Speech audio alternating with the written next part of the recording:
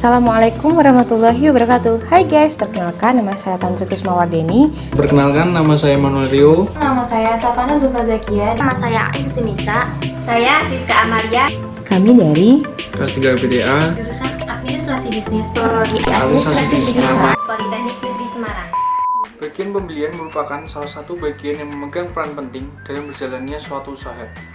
Bagian ini mengurus semua pembelian barang-barang yang dibutuhkan, baik bagian produksi sampai dengan bagian administrasi. Berikut ini merupakan alur kerja dari bagian pembelian. Tunggu dulu. Pada alur kerja kali ini, bagian pembelian akan berhubungan langsung dengan 1. Bagian gudang, 2. Pemasok, 3. Bagian hutang atau keuangan, dan yang keempat adalah bagian penerimaan barang. Lalu, gimana ya alur kerjanya? Pertama, bagian pembelian akan melakukan proses pembelian jika sudah menerima surat permintaan pembelian dari bagian gudang, seperti video berikut ini.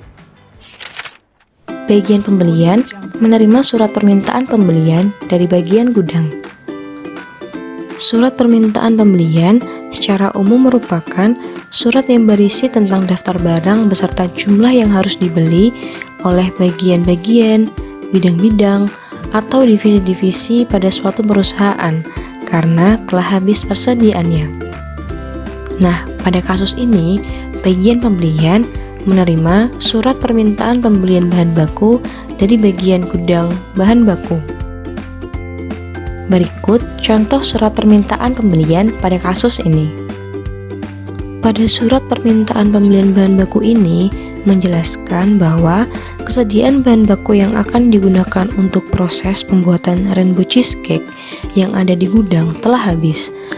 Maka dari itu, bagian gudang bahan baku mengajukan permintaan pembelian bahan baku tersebut kepada bagian pembelian. Pada kasus ini, terdapat permintaan gula pasir 11 kg, telur ayam 34 kg, dan tepung terigu 21 kg.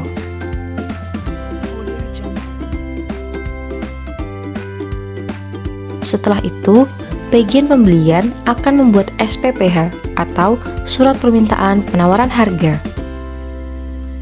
SPPH berisikan permohonan penawaran harga yang dilakukan oleh suatu badan usaha atau perusahaan kepada calon pemasok. Seperti surat pada umumnya, bagian-bagian ini akan kita isikan sesuai dengan kebutuhan. Pada kasus ini, kami akan mengirimkan SPPH kepada Galaxy Market.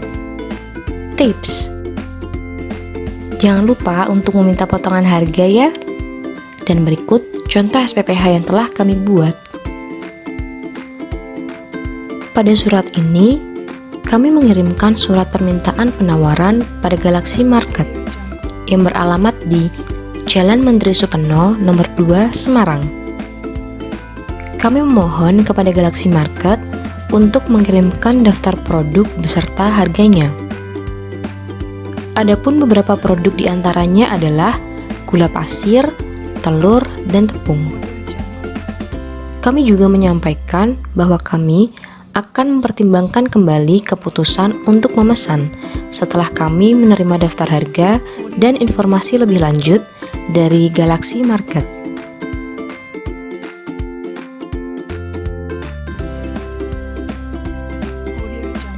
Setelah selesai dibuat, SPPH kemudian diserahkan atau dikirimkan kepada calon-calon pemasok.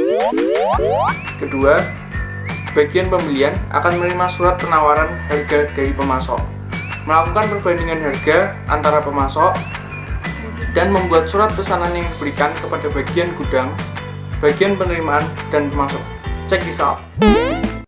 Bagian pembelian menerima beberapa surat penawaran barang dari pemasok. Surat penawaran barang yang masuk ke perusahaan disesuaikan dengan standar dan kebutuhan perusahaan. Surat penawaran barang disesuaikan dengan standar dan kebutuhan perusahaan. Barang disesuaikan dengan harga dan standar kualitas yang telah ditetapkan oleh perusahaan. Bila terdapat barang yang sesuai dengan standar dan kualitas perusahaan, maka tugas divisi pembelian selanjutnya adalah membuat surat order. Di sini divisi pembelian bekerjasama dengan Galaxy Market. Pembelian yang dilakukan perusahaan berupa gula pasir 11 kg, telur ayam 34 kg, dan tepung terigu sebesar 21 kg. Dirasa surat order telah selesai dikerjakan sesuai dengan kebutuhan perusahaan, tugas divisi pembelian adalah mengirimkan surat order kepada pemasok. Lalu, yang ketiga, bagian pembelian akan menerima faktur dari pemasok dan melakukan pengecekan. Apakah faktur sesuai dengan surat pesanan yang dikirim?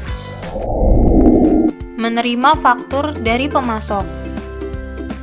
Bagian pembelian perlu mencocokkan faktur dengan surat order yang telah dibuat sebelumnya. Faktur adalah sebuah perincian pengiriman barang yang mencatat daftar barang, harga, dan hal-hal lain yang biasanya terkait dengan pembayaran. Faktur diberikan pemasok kepada bagian pembelian sebagai bukti surat dagang yang memuat rincian dari barang-barang yang dikirim. Sesuai dengan surat order yang telah dibuat, maka daftar barangnya yaitu gula pasir 11 kg, telur ayam 34 kg, tepung terigu 21 kg, dengan total harga setelah didiskon yaitu Rp816.525. Setelah dinyatakan cocok dengan isi surat order pembelian, maka bagian pembelian menyerahkannya kepada bagian hutang.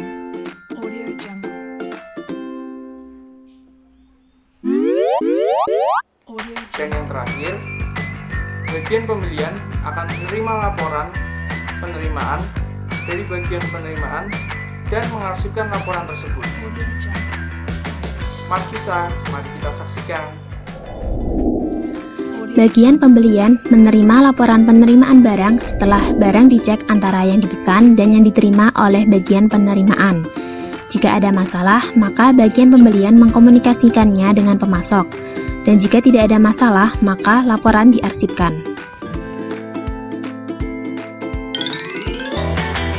Nah, jadi kurang lebih seperti itu alur kerja dari bagian pembelian dalam suatu perusahaan. Semoga video ini dapat mudah dipahami ya. Jika ada koreksi, silahkan tulis pada kolom komentar. Jika kalian suka dan dirasa video ini bermanfaat, silahkan like dan bagikan video ini. Terima kasih. Jurusan Alisasi Bisnis Terapan. Jurusan Alisasi Bisnis Terapan.